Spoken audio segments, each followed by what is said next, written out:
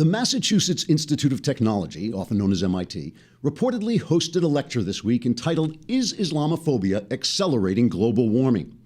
I am not making this up.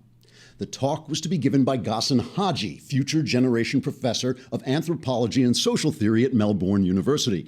I'm not making that up either. Now, you may laugh, or mock, or scorn, or howl like an hysterical hyena while rolling on the floor, gripping your stomach and screaming, "Ghassan Haji, what kind of a stupid-sounding name is that?" Then you may roll over onto your stomach and pound the carpet with your fists, unable to control your boundless mirth, while reflecting that tuition at MIT is $45,000 a year, and that doesn't even include the $13,000 for room and board plus books. So some poor schnook of a dad in Kansas is looking at shelling out 60 big ones a year, or nearly $250,000 overall, to have his kid listen to a guy named Ghassan Haji talk about Islamophobia and global warming. But let's get serious for a minute and see what Ghassan Haji has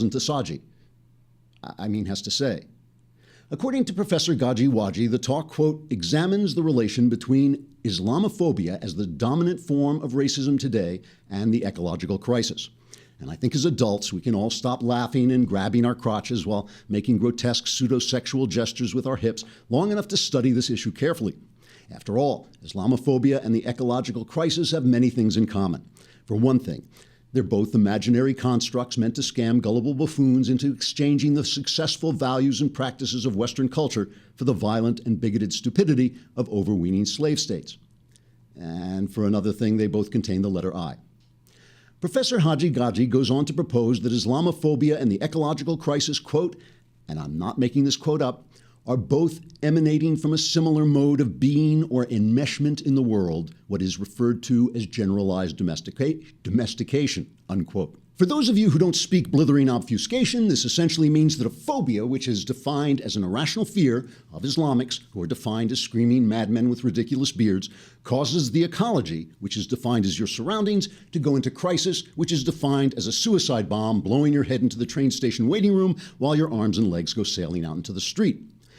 Now, many of you who are conservative or stodgy may find Professor Waji Gaji dodgy, but in fact, according to his CV, he's held many visiting positions, such as his mother's couch, a post at Harvard, or in the Starbucks right near Harvard, and of course, taking money from boneheads to give absurd talks on nonsense subjects. So on consideration, I think anyone with a respectful and serious approach toward higher education can safely say $60,000 a year in a pig's eye. Trigger warning. I'm Andrew Klavan, and this is The Andrew Klavan Show. One day this week, we're going to get through a monologue without cracking up. Is this a professional operation or not? Oh, not. I'm sorry. I was just wondering. All right. That is a real story. That was a genuine speech that this guy gave, and that is Ghassan Haji is his name. He sounds like a terrorist. He's like, I want to talk about how my suicide bomb is going to affect global warming when I blow you all up.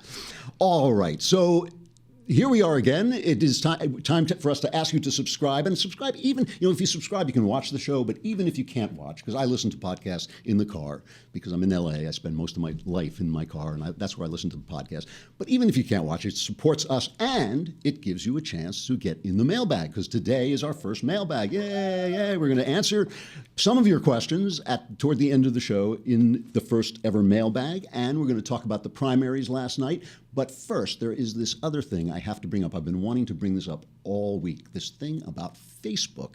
Have you heard this, that Facebook has been censoring conservative opinion? What they do is I'll read it. Gizmodo had the story. It says, Facebook workers routinely suppressed news stories of interest to conservative readers from the social network's influential trending news section, according to a former journalist who worked on the project.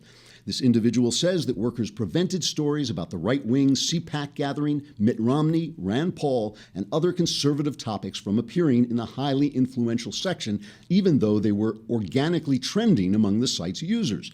Several former Facebook news curators, as they were known internally, also told Gizmodo that they were instructed to artificially inject selected stories into the trending news module, even if they weren't popular enough to warrant inclusion, or in some cases weren't trending at all. The former curators, all of whom worked as contractors, also said they were directed not to include news about Facebook itself in the trending module. Which, well, let's just play. Facebook has denied this, and they read their statement on the 5. Just play the Facebook answer to this. We take allegations of bias very seriously. Facebook is a platform for people and perspectives from across the political spectrum.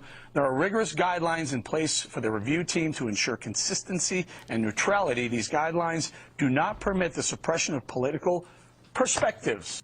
Now, let me just respond to that. They're lying. They are lying. Facebook does this. Facebook definitely suppresses conservative thought, and they suppress rational conservative thought. They have done it here to us at the Daily Wire. We had a page that went up that had the way they work is they basically say that your thought itself transgresses the boundaries of decency. So if you come out and you say, you know, I think there are problems with the Islamic religion, they say, well, that doesn't live up to our standards, or especially if you make a joke about it. And especially if the joke is funny and true, you are very likely to get banned. This has been a problem for my pal Steve Crowder. He is absolutely furious about it, and he says they've been kind of jerking him around on their billing as well. He put out a story, he put out a statement that says he's got one of the most popular conservative podcasts on the air. I mean, this is hard for us to believe because we know Steve, but you know, he's really funny and he does a great podcast. And he said the Gizmodo.com story coincides with and now potentially provides an explanation for Facebook's mismanagement of payments made to Facebook by Mr. Crowder and its woefully biased and unprofessional treatment of his accounts during an ongoing billing dispute. So they've really been jerking him around. Greg Gutfeld, I thought, had the best reaction on the 5. He heard about this. This is his response, why they're doing it. The reason why they don't want it there is because it always wins. Wherever restrictions are removed, conservative thought takes over. If you think about talk radio in 1987, when all of a sudden those restrictions were gone, Rush Limbaugh took over. When the internet became a thing, what was the biggest site? Drudge Report. Cable news, CNN for a little while, then all of a sudden, boom, Fox News comes in, becomes #1. Wherever restrictions are pulled, conservative thought takes over because it's thought. This is why, by the way, the seizing of our culture by the left is our fault. If we fought back fearlessly, if we didn't worry about what the New York Times thinks. Listen to the way the New York Times covers this story, okay? The New York Times, a former newspaper, who actually has editors go on television with their faces hanging out and say that they cover the news equally. They cover the news without bias. They really do believe this, or at least they have hypnotized themselves into believing it. This is their headline. Conservatives accuse Facebook of political bias. This is the New York Times. They couldn't go out and check it out. They couldn't run, they got 500 reporters. They had parachute into Sarah Palin's underwear drawer to see, what she was up to, but they can't go and check out a story about the biggest online social media and whether it is screwing one side of the political conversation. This thing about this is so typical. If Hillary Clinton went out and knifed a baby to death on the street, just said, "Oh, that's a nice baby. I think I'll kill it," and just stab. If Hillary Clinton did that, the headline in the New York Times would be "Conservatives Seize on Clinton Murder to Promote Their Values." That's what it would be, because they know what their 6 readers are thinking. What their 6 readers are thinking would be, "Oh, rotten conservatives, this is terrible." They always do this. They always play off our mistakes and use them. So that's their headline. Conservatives accuse Facebook of political bias. Their lead is Facebook scrambled on Monday to respond to a new and startling line of attack. Accusations of political bias. If there was a conservative in America who was startled by this line of attack, I don't know who it was. What? I don't know. I use my computer every day and I put the coal in it and pump it up, and I've never seen any kind of bias before. You'd have to be goofy not to see that this is going on. The way this works.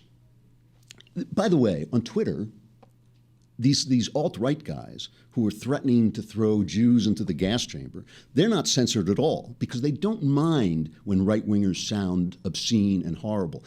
I was on NPR once. NPR is this far, far left-wing station. They don't know they are. They don't think they are, but they are. And whenever you hear a conservative on NPR, he has a Southern accent and really bad grammar. So they'll say, conservative expert, and yes, I'm a conservative. Yes, I am, and I believe in, if you have an abortion, you are going to hell on the spot. That's the conservative they'll have on NPR. One day, by mistake, they had me on, and they had me on to debate Dick Cavett, the old talk show host, who is a reliable, intellectual-sounding liberal.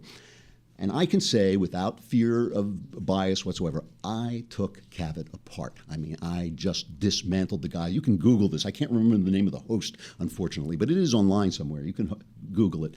I took Cavett apart. I mean, just dissected him. By the end of it, he was saying there should be no free speech in America, and free speech was a mistake. Even the host was going, Dick, are you abandoning democracy? That was the thing. Afterwards, the producer called me up and said, what did you think of the show? And I said, I thought you'll never have me back on. And he said, no, we loved you. We're going to call you all the time. I said, no, you'll never have me back on because I took your guy apart and I sound like a reasonable person and I have a good education and I speak well and you'll never have a conservative like that on the air. No, we're going to call you all the time. I've never heard. This is like 3 years ago at least. I mean, I've never heard from them again. And that's how they do it. That's how they edit out conservative opinion. They don't just have to silence you. They just find the dumbest conservative they can find to represent your ideas. All right, primaries. Hillary Clinton, she can't win this thing. Did you see the post? You have the post cover. Look at this post. Stop the coronation. Bernie Sanders cleaned her clock, basically, in West Virginia, and he isn't giving up. Play Sanders' victory speech. We are going to fight for every last vote in Oregon, Kentucky, California, the Dakotas.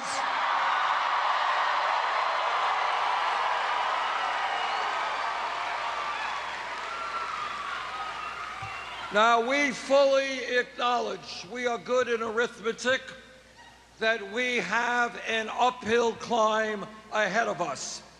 But we are used to fighting uphill climbs.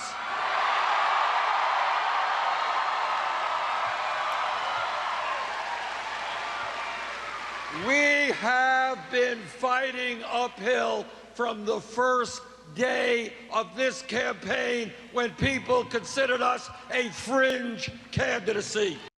Anyone consider that a fringe candidacy? She's being beaten by the Walking Dead. She's being beaten by, they open his coffin. He can only do his victory speech at night because they have to open his coffin. And he goes, yes, I'm back and I'm winning. West Virginia is coal country, and she made that stupid statement where she said we're going to close all the coal companies down and put all the coal miners out of work. And, some of them may have resented that. Who knows, But they're voting for Sanders, who's going to do exactly the same thing. I mean, he's no friend to the coal industry. Here is a new poll, Quinnipiac University swing state poll. This is from USA Today, reported in USA Today, released Tuesday, has Clinton up a single point in both Florida and Pennsylvania against Donald Trump. Okay, Trump leads Clinton in Ohio. These are the big swing states. These are the states that decide. We could just let them vote because they're the ones who decide the election. Ohio, Pennsylvania, Florida. She is clinging to a 1% lead, which, given the margin error, is no lead. Here's the guy from Quinnipiac. He says, 6 months from Election Day, the presidential races between Hillary Clinton and Donald Trump in the three most crucial states, Florida, Ohio, and Pennsylvania, are too close to call. And Democratic candidate Bernie Sanders has narrow leads over Trump in all three pivotal states. Even Joe Biden is still keeping his finger in. He was on... I can't remember what this is. This is no, it's ABC. And listen to him. He's still thinking about it. Well, yeah, I think he has been underestimated from the beginning. But I also think that it's really very, very early. But I think what's going to happen here is that the constant attack coming from the Republican side, the sort of vitriol that's pouring out, I don't think it's going to wear well over the next several months. So I feel confident that Hillary will be the nominee, and I feel confident she'll be the next president. No regrets? I know that before you said that you didn't run, that you knew that it was the right decision for your family. But... Look, I had planned on running. It's an awful thing to say. I think I would have been the best president. But it was the right thing, not just for my family, for me. No one should ever seek the presidency unless they're able to devote their whole heart and soul and passion into just doing that. And Bo was my soul. I just wasn't ready to be able to do that. So, you know, his son died of cancer, which obviously transcends all politics. And so now Biden is heading up Obama's bipartisan fight against cancer. But that sounded to me like he's sort of waiting in the wings. I mean, he is waiting in the wings, you know. And other candidates are getting in. We have like one new candidate who's offering his services. Good evening. I am Lord Darthos, and I am here to announce my candidacy for President of the United States. Now, to answer the question that you're undoubtedly thinking, yes, I am a vampire. But this is the 21st century. We are a vast, diverse nation, and there's no reason that the walking undead should be excluded from our political conversation. There are many challenges facing us in this dangerous world, and I look forward to explaining to you my platform and my goals for this nation over the next few days. It's time that we ask ourselves, should the United States be led by an evil, blood-sucking creature of the night, or by a vampire? It's a perfectly reasonable question, given our choices. So, Lord, I may go with Lord Darthos. He may be my guy. You know, it's funny. Last night, I was out at a gathering with a bunch of Hollywood political types, you know, people who are mostly in show business or around show business, but are interested in politics. And we're all sort of, you know, obviously conservative. We're all sort of talking over things. And the funny thing is when most people who know politics and observe politics and are in the business of predicting what's going to happen and commenting on it, they go with the obvious thing. They think that, you know, there was a headline when Trump won the nomination, or essentially won the nomination, that said, "Man who is ahead in polls for 10 months wins." You know, I mean, that's what usually happens in politics. But because these people are from Hollywood and because they're all storytellers, they always think like the most extraordinary thing is going to happen. So a conversation with Hollywood political people sounds like people going like, "I think what's going to happen is Bernie Sanders is going to take Hillary hostage, and after a running gun battle with the police, maybe an alien will land or something and take over Joe Biden's body." And the thing is, more and more it sounds like that is exactly what's going to happen. Like it doesn't. It makes perfect sense, you know. And I just think this is such a black swan election. It is so different than everything. Everybody's commentary, you can sort of see how it might just go another way. And all of the people sitting around this table, because they're all storytellers, feel, and I'm included in this, we all feel there's a beat missing from this story. You know, I mean, the drama has been insane. You know, Trump and the Hillary and the FBI investigation, and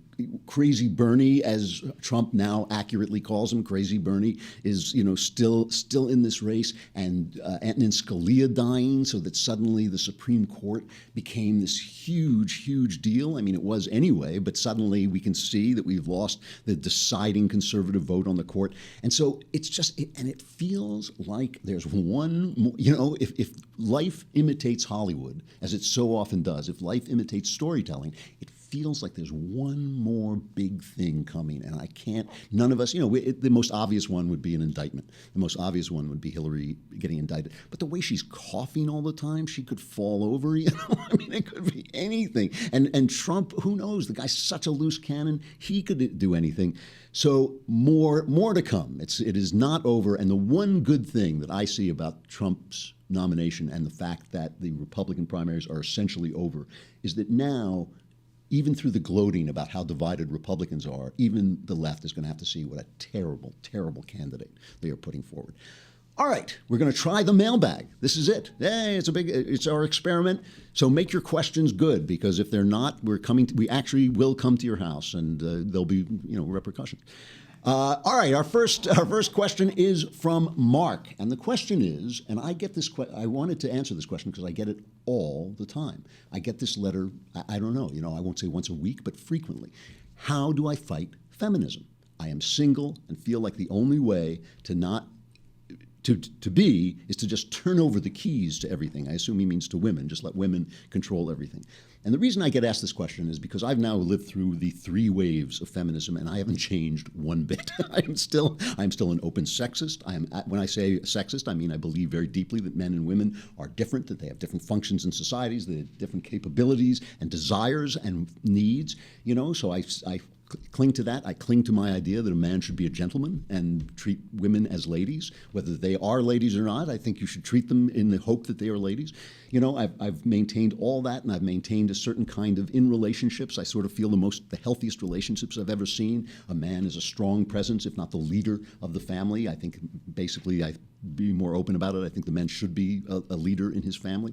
So I've maintained all my opinions throughout all this and openly expressed them. And, there's nothing sticking out of my neck yet that I know, so I'm still here. So that's why I think I get asked this question.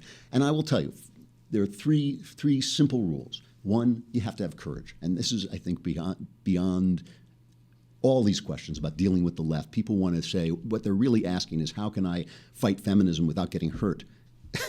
You can't. Be a man. Be a man. Have courage. Stand for what you stand for. Know what you believe. Stand for it. Express it. Say it openly. Say it to whoever asks you. Don't ever lie about it. That's just one basic rule of life. The other is don't react. Don't be a reactionary. Most women women are terrific people. They're much nicer than men most of the time. Some of the best people I know and my favorite people are women. It's like you're reacting to somebody on a television screen that you don't know screaming things at you. If that's what you're reacting to, some broad on YouTube, who can't keep her mouth shut, why are you reacting to that? If you're going out with a woman like that, stop going out with her. If you have a woman like that at work, deal with her, but don't react to her. Don't begin to think like, oh, women are terrible. Don't do the David Mamet thing that he used to do in his old plays where the women were all these conniving bitches and hating people and all that. Don't do it. And the third thing is, know thyself. Know what you want, and because there are two realms of dealing with feminism. One is the professional and one is the personal. In the professional realm, be a gentleman, be a professional. I have worked with women and I've worked for women, and just like men, some of them are good at what they do, some of them are bad at what they do. You react to them according to their work. When you are doing work, it's all about the work. Don't make it personal ever. That's perfectly good rule. But in relationships, what I see young guys doing is I see young guys giving the store away. Like their girlfriend will go off on some rap about equality and they'll agree with her. I think a man and woman in a relationship should be equal. And then you're stuck in that relationship and both of you are going to be unhappy. So don't do it. Know what you want. Know what your relationship looks like. Know what the good relationship in your future looks like and ask for it. If she doesn't want to give it to you, move on, dude. It's like, so courage, don't be a reactionary, and know thyself, and don't be afraid. Don't be afraid. What are they going to do to you? What are they going to do to you? It's like, it's just life. It's just the world. All right. So that's my answer, because I really do think I see guys selling their lives away basically to get into bed with somebody, and there's always somebody else to get into bed with, and that's not a good reason to sell away your principles. All right, second question, named Dane. Dane, question. Hey, Andrew, I'm a huge fan of the podcast and of yours and Ben's. I have a question comment. You said that there is no true freedom without religion. Now, I consider myself to be a true blue constitutional conservative. I was a huge Cruz supporter. I have always believed in knowing right and wrong, respecting law enforcement and the law, but I used to be an atheist. Now I'm more open and I'm leaning towards agnosticism. My question is, do you think that one actually needs to have religion or a belief in God to be a good person, to know right from wrong, to have a moral compass, and or to believe in justice? I've been in a few debates over this and I was hoping to hear your opinion. Thanks, Andrew, and keep on keeping on. Easy answer. Of course not. Of course you don't have to believe in God to be a good person. I know plenty of atheists who are absolutely wonderful people. I know plenty of atheists who know right from wrong. I know plenty of, they're bad religious people. They're good religious people. You only have to believe in God if you want your opinions to make sense. That's the only thing. That's the only difference. If you want to believe in right and wrong, that there is a reason why we do things a certain way and not another way, you have to believe in God if you want that opinion to make sense. The only honest atheist I have ever read is the Marquis de Sade, and he's the guy they named sadism after. And he basically said, If there's no God, then nature is the king. Follow your nature, which means the powerful should lord it over the weak. You should take pleasure from people even if they don't want to give it to you. You should hurt people if that's what gives you pleasure. Why not? That makes perfect sense to me. There's no argument against that unless there is an absolute good. And an absolute good can't just be some like Platonic ideal floating up in heaven. It has to be a living consciousness, because good is a conscious thing. A hurricane may kill people, but it's not bad. You know, I mean, you have to be bad. You have to make a decision to be bad. The ultimate good has to be a consciousness that decides, I will be good. I will do the good thing. And that's God. So listen, you can be a great person. I know plenty of great people, plenty of great atheists, but none of them make sense when they talk about their ideals and why they believe what they believe. If you are an atheist, you should be a relativist. You should believe that a Muslim blowing up people or treating women badly in Saudi Arabia is just as good as a gentleman treating women with respect in America and not blowing up people for their opinions, because there's no God to say which is which. So that's my answer. My answer is, yeah, you can be a wonderful person. You just can't be a wonderful person and make sense of what you're talking about. All right. Ben asked us, damn it, would that guy leave me alone? You know, oh, no, maybe it's a different Ben. The question is, has there been an artistic movement that embraces conservative values? There have been so many art movements that are overwhelmingly liberal, I find it difficult to believe there would be any room for conservative artwork. Well, first of all, that's a great question, because this is one of the things that I hear from conservatives all the time. I hear that the culture has been taken over, that there are no good conservative works. I want you to think about this for a minute. First of all, most artistic movements are, you're right, radical. Most artistic movements are culture critical, artistic, traditional critical. They usually come about when there's been already been some major shift in the culture, and then they presage a shift of the culture that is coming. So they usually are, I wouldn't say liberal or leftist, I would just say radical in some way. They can be radically conservative, but they're often not. They're often However, art is created by individuals, and conservatives are very big on individualism. Conservatives don't do movements. You know, that's one of the problems with the conservative movement. It's like herding cats. Conservatives don't do movements. So it's individuals who make art, and there's plenty of conservative art around. Let me just consider this for a minute, because, you know, I write screenplays and I write novels. David Mamet, probably the most important playwright in America, a conservative. He came out a couple of years ago, maybe 10 years ago, as a conservative. Tom Stoppard, the greatest living playwright, and from my opinion, one of the greatest living writers in Britain, he came out as a Thatcher conservative, and he was blacklisted for it. He was very badly attacked for it. Cormac McCarthy, he has never come out because he wants to win the Nobel Prize, and so he's not.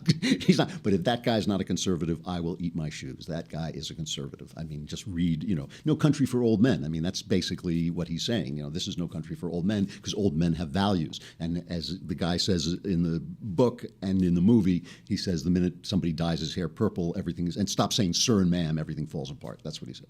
Christopher Nolan, no question about it. Those 3 Dark Knight movies are the most conservative movies ever made. Biggest director, I mean, at least one of the biggest directors out there. Conservative. Clint Eastwood, of course, has been around forever, kind of a libertarian. There's stuff we need. There's stuff I think conservative artists need. We need an infrastructure. We need awards. We need review venues. We need support. We need open support. We need people. We need a Fox News on the intellectual side. You know, we need it. All of our venues, Fox News, New York Post, tend to play the populist opinion.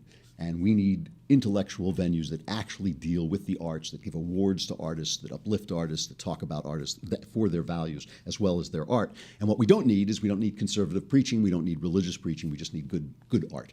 So there's plenty of good art. It just tends to be made by individuals fighting against the current. And when all those bad leftist movies are gone, you'll still be watching The Dark Knight because it's better than other things.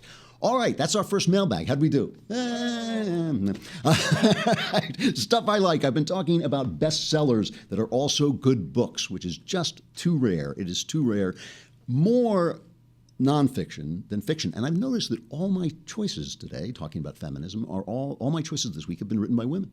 The first 2 are almost kind of women's novels, except they're so good that they elevate themselves to being, you know, novels for everybody, which is great. And this, I would say, is more of a boy's book than a girl's book, but it was written by Lauren Hildebrand, who is an excellent writer, and it is this book, Unbroken. If you have seen the movie of Unbroken, put it out of your mind and read the book. The movie by Angelina Jolie it's just not any good, you know. It's just it's just flat somehow, and it doesn't deal.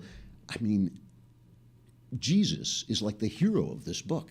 Like by the time Jesus arrives, it's like he's like Captain America. He's like wearing a cape by the time he shows up in this book. This is a book of a guy who was an Olympic runner. I think he actually shook hands with Hitler at the Jesse Owens Olympics. He then was captured by the Japanese and endured terrible torture. And one of the things I love about this book is I don't want to sit and read, hundreds and hundreds and hundreds and hundreds of pages of torture, but she chooses just enough to let you know what this guy went through, to tell you the story as it was, the story about him in the boat before he was rescued. Unbelievable. One of the most exciting adventures, real-life adventures I have ever read, and the resolution of this story is heartbreaking. It is just, heartbreaking in a good way. Just uplifting, heartbreaking. It'll destroy it. Great book, Unbroken. If you saw the movie, forget it. Read the book. All right, one more day. I don't talk about the Klavanless weekend anymore because I feel like we're just gone into the Klavanless world at this point. The world has become so dark and difficult that it just feels Klavanless all the time. But it's not Klavanless here on The Andrew Klavan Show. So come back again tomorrow. I'm Andrew Klavan. This is The Andrew Klavan Show.